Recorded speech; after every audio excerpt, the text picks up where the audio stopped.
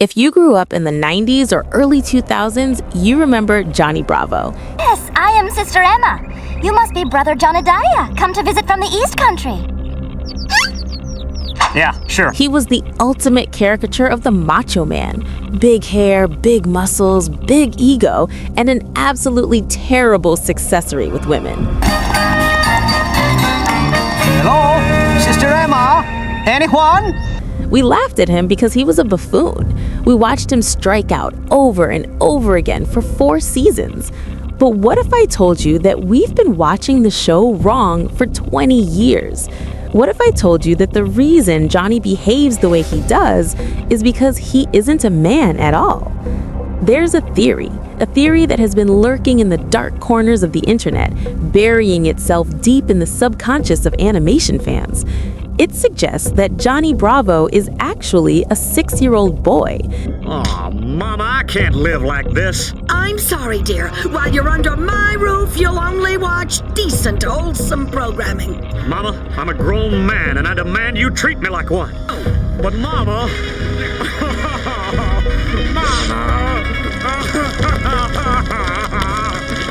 Think about it.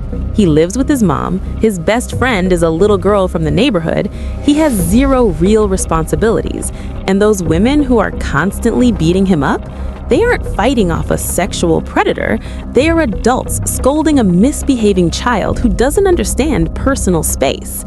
Today, we are going to ruin your childhood. We are going to peel back the layers of hair gel and denim to reveal the truth. Johnny Bravo isn't a story about dating, it's a story about a kid playing pretend in a world he doesn't understand yet. Welcome to the rabbit hole. Let's start with the physical evidence. Look at Johnny. I mean, really look at him. In the world of the show, everyone else looks relatively normal. Suzy looks like a normal kid. Mama Bravo looks like a stylized older woman. But Johnny? Johnny is a geometric impossibility. His upper body is massive, but his legs are tiny. He wears sunglasses indoors 24/7. He speaks in a voice that sounds like an Elvis impersonation. Why? The standard answer is it's a cartoon, but the theory suggests that this is how Johnny sees himself. This is the self-image of a little boy who wants to be a big, strong man. When you're 6 years old, what is your concept of masculinity? It's simple, it's loud, it's big muscles, it's Elvis Presley movies you watched with your grandma. Johnny's appearance isn't reality, it's a projection. It's the Superman costume he refuses to take off. Notice how Johnny is strong, but he's never actually useful. He can chop a table in half, but he gets beaten up by everything. A 90-pound woman can throw him across the room. A gentle breeze knocks him over. If he was actually a 250-pound wall of muscle, physics would be on his side. Did your mommy know you're riding that scooter, young man? And why aren't you in school? What are you talking about? I'm a grown man. What are you, blind? Oh, a sassy mouth, huh? But if he's a 45-pound first grader imagining he's a wall of muscle, it makes perfect sense why he gets tossed around so easily. The strength is part of the game. The weakness is the reality breaking through. And then there's the job situation. What does Johnny Bravo do for a living? Nothing. Absolutely nothing. He doesn't have a job, he doesn't go to college, he doesn't pay rent. In a show that ran for 65 episodes, we rarely see him concerned about bills or career paths. If he's a 25-year-old man, he's a tragic, unemployed leech. But if he's 6, this is just summer break. His job is watching TV and annoying the neighbors. This brings us to the most damning piece of evidence in the entire series. Her name is Little Suzy. In the canon of the show, Suzy is the neighbor's kid who has a crush on Johnny and likes to annoy him. But let's look at their dynamic through the lens of the secret toddler theory. If Johnny is an adult man, why does he spend so much time hanging out with a neighborhood child? He goes over to her house, she comes into his backyard, they have extended conversations. There are episodes where Johnny attends Suzy's tea parties. There are episodes where he brings her toys. Why? Because Suzy is his actual peer. The theory posits that Suzy and Johnny are arguably the same age. Maybe she's even a year older, or just smarter, which is why she always outwits him. Think about the way they talk. Suzy uses logic. Johnny uses catchphrases. Suzy manipulates him easily. This is the dynamic of the smart kid versus the dumb kid on the playground. Johnny isn't a grown man being annoyed by a neighbor. He's a boy playing with his best friend, but he's stuck in his macho man character, so he pretends he's too cool for her. There's a specific trope in the show where Johnny is terrified of cooties or getting kissed by Suzy. If Johnny is an adult who is obsessed with women, why does he run away from Suzy's affection? Because she's a child, you say. Sure, but his reaction isn't, hey, you're too young. His reaction is, ew, gross, girls. That is the reaction of a 6-year-old boy who thinks girls are icky even though he claims to love dames. It's the paradox of the first grade playground. You chase the girls, but if one actually tries to kiss you, you scream and run. Suzy's is the tether to reality. She is the only character who sees Johnny for what he is. Notice she's never afraid of him. She never treats him like a chaotic adult male. She treats him like a playmate, because he is. We cannot talk about Johnny without talking about Bunny Bravo, his mother. In the show, Bunny is the stereotypical overbearing mother. She dotes on her special guy. But let's re-examine her behavior. She cooks every meal for him. She does his laundry. She protects him from the world. She never, ever pressures him to move out or get a job. Why? Because you don't kick a kindergartner out of the house. There are moments where Johnny reverts to straight-up infantile behavior. He has a security blanket in some episodes. He loves his stuffed animals. Who does he run to when he gets hurt? Mama. The man-child trope is common in comedy, but Johnny Bravo takes it to a literal extreme. The theory suggests that the show is actually viewed from the mother's perspective, or Johnny's perspective, where the timeline is compressed. To Bunny, Johnny is her big boy. You know how mothers tell their little sons, "Oh, look at those muscles, you're so strong, you're my handsome protector." Bunny does this constantly. Johnny, with his 6-year-old brain, takes this literally. His mom told him he's handsome and strong, so he believes he is the most handsome, strongest being in the universe. His entire ego is built on his mother's affirmations. If Johnny were an adult, Bunny's behavior would be enabling a narcissist.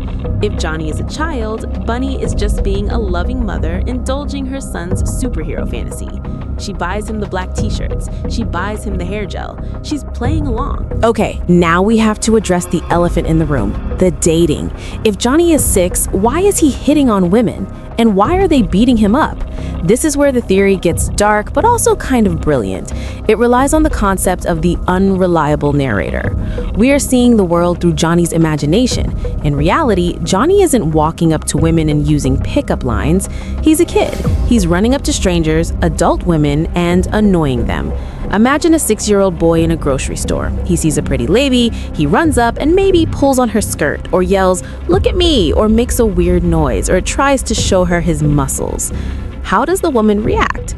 She probably says, "Hey, stop that," or "Where is your mother?" or "Get away from me, kid." To a normal person, that's a mild scolding.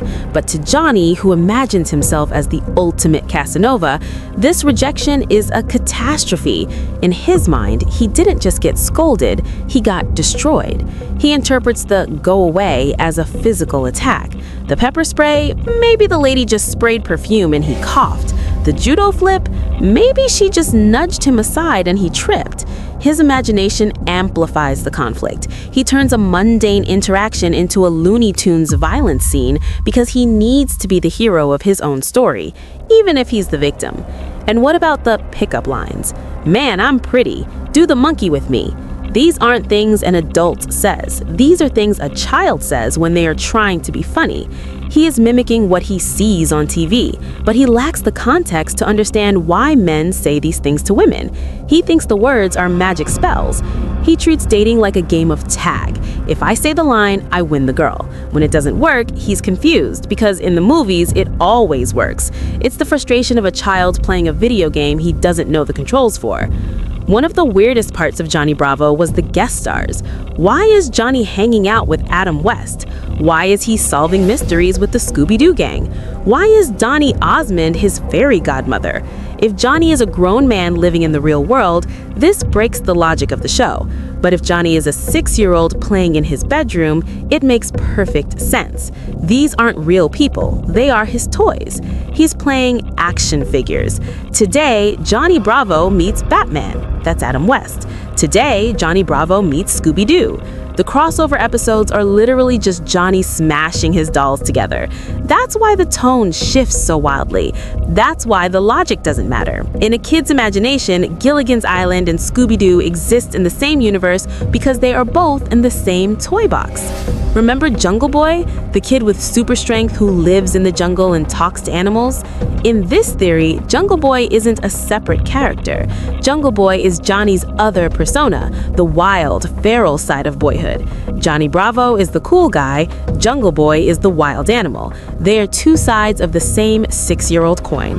When you view the show through this lens, it changes from a comedy about a narcissist to a tragedy about loneliness. Johnny wants so badly to be a grown-up. He wants to be respected. He wants to be loved. But he's stuck. He's a fatherless boy, we never see his dad, trying to figure out how to be a man by watching TV. He thinks being a man means having big arms and catcalling women because that's what pop culture taught him. And because he's acting out this distorted version of manhood, the world rejects him. The women, adults, find him annoying.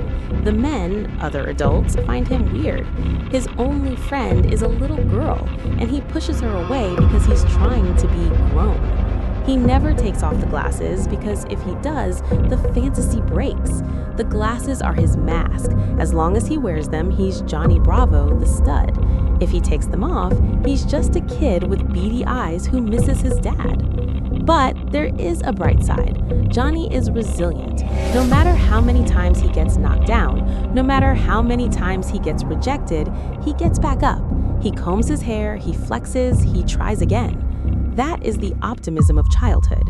A child doesn't know when to quit. A child believes that tomorrow they will be a superhero. So is Johnny Bravo a commentary on toxic masculinity, or is it a wholesome look into the vivid imagination of a lonely 6-year-old boy? The creator, Partible, has never confirmed this theory. Technically, Johnny is canonically a man in his 20s. But doesn't the show make so much more sense this way? It explains the physics, it explains the mom, it explains Suzy, it explains why we, as the audience, root for him despite his terrible behavior. We aren't rooting for a creep, we're rooting for a kid who just wants to be like Elvis. What do you think? Does the secret toddler theory hold water? Or am I reading way too deep into a cartoon about a guy with big hair? Let me know in the comments below. And if you have a different theory about why Johnny is the way he is, I want to hear it. If you enjoyed this deep dive, hit that like button. It helps the algorithm more than Johnny's hair gel helps his pompadour.